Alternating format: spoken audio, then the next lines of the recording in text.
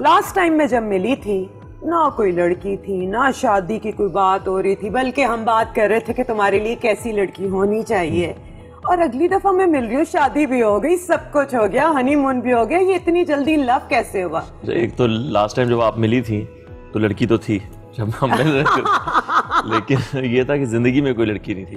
तो उसके बाद फिर मिल गई एक लड़की। ओके, तो tell me your love story. हुआ कि वो कौन सा मोमेंट था when you thought she is the one?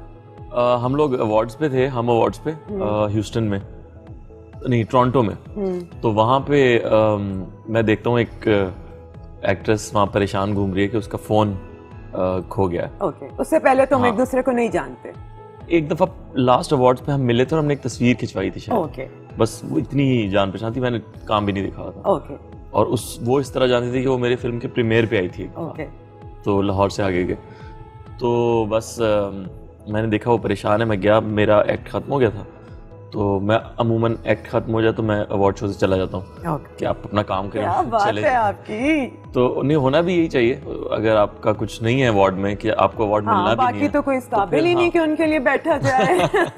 तो मैं जा रहा था तो मैंने देखा वो परेशान खड़ी है। मैंने पूछा यार क्या सीन है? तो उसने कहा मेरा फ़ोन खो गया। तो सब उसे कहते इतने बड़े शो में अब तुम्हें कहाँ फ़ोन मिलेगा?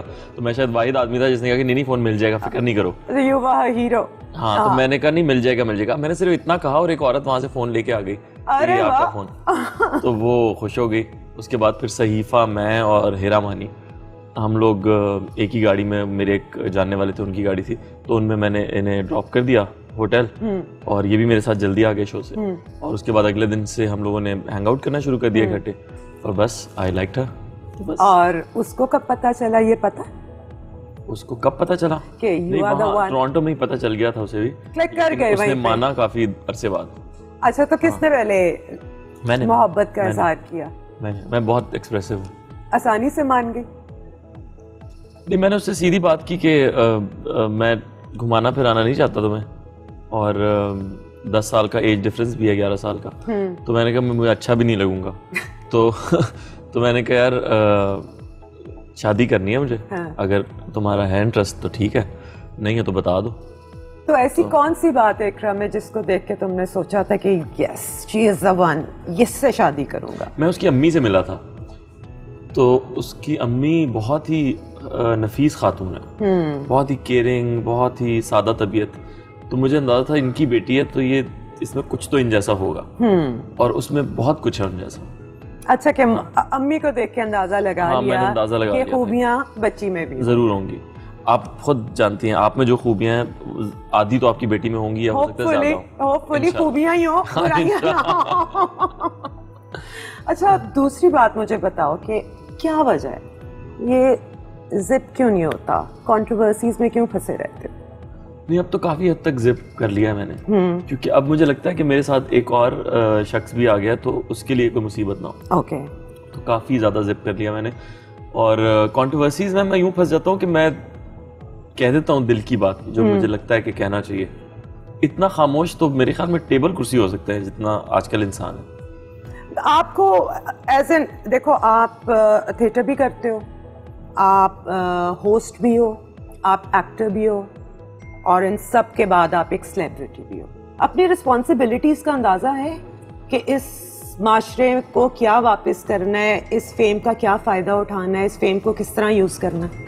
मुझे बिल्कुल अंदाज़ा है, और मुझे लगता है कि बाकी सेलिब्रिटीज़ को भी अंदाज़ा होना चाहिए।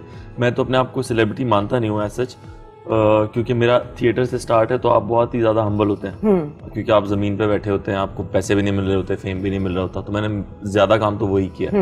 मैंने 12 साल से मैं इंडस्ट्री में हूँ, मैंने 12 साल में 3 ड्रामे किए। बिल्कुल, 3 ड्रामे किए और 4 फिल्में, शायद 2 फिल्म्स की। तो मेरा कोई इतना बॉडी ऑफ वर्क भी नहीं है, तो सेलिब्रिटी होने के लिए वो भी बहुत ज़रूरी होता है।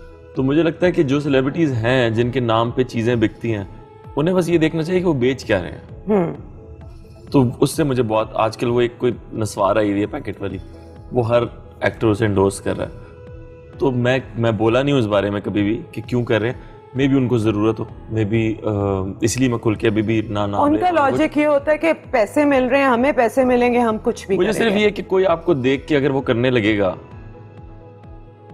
तो वो एक बुरी चीज़ है। वो एक टबैको की तो ये किस्म एक है, रिस्पॉन्सिबिलिटी या में एक आता है। रिस्पॉन्सिबिलिटी है। Okay. या कुछ सेलिब्रिटीज सिगरेट के साथ तस्वीर लगाते हैं, अगर उनका कैरेक्टर है वो एक डॉन बने हुए हैं, मवाली हैं, फिल्म में सिगरेट पी रहे हैं, तो आपका कैरेक्टर है। इस बात को समझना चाहिए, क्योंकि फिल्म में फिर उसका कोई ना कोई एंड भी होता है बुरा, कि एक डॉन है तो उसने बुराई की तरफ जाना, उसे बुरा दिखाने के लिए शायद सिगरेट इस्तेमाल हो रही है। लेकिन अगर आप वैसे स्वैग के लिए पी रहे हैं तो मुझे लगता है नहीं पीना चाहिए। तो क्या सिगरेट बुरे लोग पीते हैं या बेवकूफ लोग पीते हैं? बेवकूफ लोग पीते हैं। हाँ, तो बुराई का सिगरेट से क्या ताल्लुक है? हमारे यहाँ तो ये है ना, तो वो क्लीशेस जोड़ दिए जाते हैं ना, छोटे बाल ने तो बुरी लड़की है, सिगरेट हाथ में है तो बुरा लड़का है, तो विलन है तो आंखें मेरा वो तीसरा रखेगा। सवाल आपसे ये है कि आप राइटर भी हैं, आप हमारी इंडस्ट्री को कहाँ रेट करते हैं? क्योंकि हम वही स्टीरियोटाइप्स, वही चीजें जो अरसे से चली आ रही हैं, हम उन्हीं को एंडोर्स कर रहे हैं। हम क्या नया लेके आ रहे हैं अपनी राइटिंग में? देखिए ना, ये शो नया है, जो बातें आप कर रही हैं, जो कंटेंट आप लेकर आई हैं वो नया है। मुझे तो लगता है समीना भी ज्यादा जी जो है उनका शो भी नया है। ओके, वो वैसी बातें कहाँ हो रही थी, ओके, जिस तरह के वो सवाल कर रही हैं, जिस पे लोग मीम्स बना रहे हैं, वो नई ही बातें हैं। इस तरह कई ड्रामे और चीजें हैं जो मेरे ख्याल में नई हो रही हैं, फिल्में भी कई बन रही हैं जो नई हैं, थोड़ा थोड़ा करके चेंज आ रहा है। बाकी तो हिट जो होगा, मुझे एक एग्जांपल दें कि आप एक ड्रामा ऐसा आया जिससे आपको लगता है कि माशरे में कोई अच्छी चीज़ हम एंडोर्स कर रहे हैं या कुछ हम रवैये चेंज कर रहे हैं। हमारे ड्रामे में सियासत नहीं है, हमारे ड्रामे में अब अदब नहीं है, हमारे ड्रामे में कोई एक्टिविज्म नहीं है। क्या ये सब होना नहीं चाहिए? किसी खास आइडियोलॉजी को प्रमोट करने के लिए ड्रामे नहीं बनने चाहिए? बिल्कुल बनने चाहिए। मैं अभी उनका फिरदौस जमाल साहब का एक क्लिप देख रहा था जिसमें वो बात कर रहे हैं साइंस की, सूफीज़म और साइंस को मिला रहे हैं वो, जिसमें वो अंग्रेजी के पूरे पूरे मुकालमे बोल रहे हैं और वो जेल में खड़े हुए हैं और बाहर क़याम सरहदी खड़े हैं, मतलब दो एक्टिंग स्कूल्स आमने सामने खड़े हैं और वो सिखा रहे हैं एक वकील को जो अंदर कैद में है, सिंबॉलिकली दिखा रहे हैं उसको कि वो कैद में जो बंदा है वो इतना इल्म रखने वाला है कि वो बता रहा है कि आप साइंस की तरफ कैसे जा सकते हैं। और उसमें वो मिसालें जो है ना, वो सुकरात बुकरात और पता नहीं किन लोगों की दे रहा है। तो वो मोनोलॉग जो उन्होंने दिया है, मुझे नहीं लगता आज का कोई एक्टर इंक्लूडिंग मी दे सकता है वो, या उस चीज़ को समझ सकता है, या कोई डायरेक्टर वो कहलवा सकता है। जब उन्होंने अंग्रेजी बोली तो उनका एक्सेंट बिल्कुल प्रॉपर था, जब उन्होंने उर्दू बोली तो उनका लहजा बिल्कुल ठीक था। तो वो सब कुछ करने वाले तो अब है। मैं खुद कई डायरेक्टर के साथ काम कर चुका हूँ जिन्हें बहुत सारी चीज़ों का नहीं पता। मैं खुद ऐसा एक्टर हूँ जिसे बहुत सारे जुमले बोलने नहीं आते। मैं खुद ऐसा राइटर हूँ जिसे कई चीज़ों का मतलब नहीं पता। तो हम सब तो उस तरह से काम कर रहे हैं ना कि कोई सीख के तो आया नहीं है। पीटीवी में तो सब लोग एक इंस्टीट्यूट से होके आ रहे थे, बहुत रगड़ा खा के निकल रहे थे, पिस पिस के आ रहे थे। यहाँ तो जिसका दाव लगा, जिसको मौका मिला। तो आप आजकल की जनरेशन जो है उसका एक्टिंग का क्या मेथड है? आप किस तरह किसी रोल में जाते हो, किस तरह सोचते हो, हाउ डू यू वर्क? देखिए, मेरा तो थिएटर से बैकग्राउंड है, तो मुझे एक चीज़ का पता है कि आपने एक तो स्क्रिप्ट बाय हार्ट याद करना है, दूसरा आपको कैरेक्टर पता होना चाहिए अपना कि ये इसका क्या शेड है, ये क्या करता है, इसका बैकग्राउंड क्या हो सकता है जो कि नहीं लिखा हुआ होता, इसके कपड़े किस तरह के। जैसे बांदी में मैंने एक कैरेक्टर किया एक सिंधी का, तो मैंने उनको कन्विंस किया कि काले ही कपड़े पहनेगा। उन्होंने कहा क्यों, ये कपड़े चेंज नहीं करेगा? मैंने कहा देखें, काले कपड़े इसलिए कि सिंबॉलिकली एक तो 13 दिन का काम है, छोटा सा कैरेक्टर है, 45 सीन्स थे 400 सीन्स के ड्रामे में, तो आप नजर भी नहीं आया अमूमन। मैंने कहा पहली वो नजर नहीं आ रहा, तो ब्लैक में रखते हैं उसे, सिंबॉलिकली ईवल भी दिखा रहे हैं उसे, बहुत ईवल है, घर जला रहा है, रेप कर रहा है, पता नहीं क्या क्या कर रहा है। Again stereotype. हाँ था वो, इसी तरह का।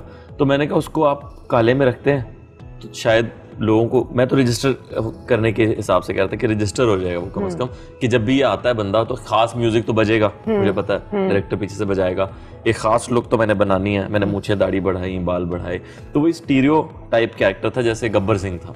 हम बॉलीवुड की कॉपी तो बहुत करते हैं और उससे इंस्पिरेशन भी बहुत लेते हैं, और वहाँ पे भी राइट विंग बहुत ज़्यादा जिसे कहते हैं एक्टिव है और एक्सट्रीमिज्म भी बहुत ज़्यादा होगी। लेकिन इवन देन पीके भी बनती है वहाँ पे, गली बॉय भी बनती है वहाँ पे, वहाँ यूथ की स्टोरी बिल्कुल रियल दिखाई जा रही है। हमारे यहाँ सास बहू तीसरी शादी, सास बहू तीसरी शादी, बेवफाई बेवफाई। क्या दुनिया में यही मसाइल रह गए? मे भी बहुत ज्यादा बेवफा है पाकिस्तान में। अच्छा। लेकिन मुझे लगता है इंडिया की आबादी जितनी ज्यादा है ना, उस हिसाब से उनके पढ़े लिखा तबका भी बहुत ज्यादा है, उस हिसाब से उनके मीडिया में भी पढ़े लिखे लोग बहुत ज्यादा है। तो आप कहना चाह रहे हैं अभी हमारे मीडिया में पढ़ाई की समझदार कमी है? पढ़े लिखे लोग कम है, कम। ये आपको भी अंदाजा होगा, क्योंकि हम अगर बार बार उन्हीं स्टोरीज पे जा रहे हैं और हमें लग रहा है कि आवाम यही देखना चाहती है और हमें लग रहा है इसी पे रेटिंग आ रही है। आप देखें ना, जिन चीज़ों पे रेटिंग आ रही है आपके सामने है सारा कुछ, लेकिन जब हम बाहर जाते हैं रियलिटी में तो आप वही एज एन एक्टर वही चीज़ें कर रहे होते हैं जो आपको आपके सामने आ रही होती हैं। मैं 12 साल में 3 ड्रामे करके कैसे सर्वाइव किया हूँ ये मैं जानता हूँ। मेरी बीवी ने मेरे ख्याल में 6-7 साल में 17-18 ड्रामे किए हैं। What an amazing actor ठीक है, she शी इज